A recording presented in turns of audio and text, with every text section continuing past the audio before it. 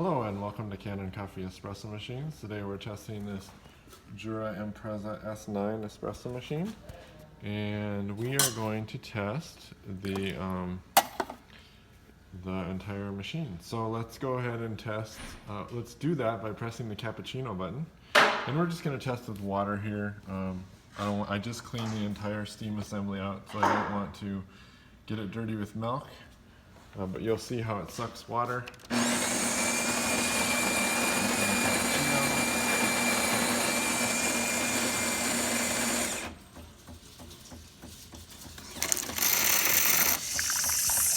And you can see it sucking water there. I'm going to dump it out quick.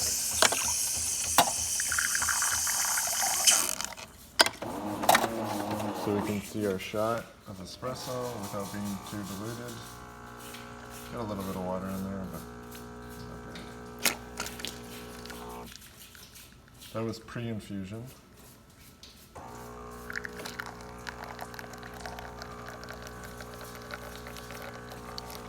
That's the full shot.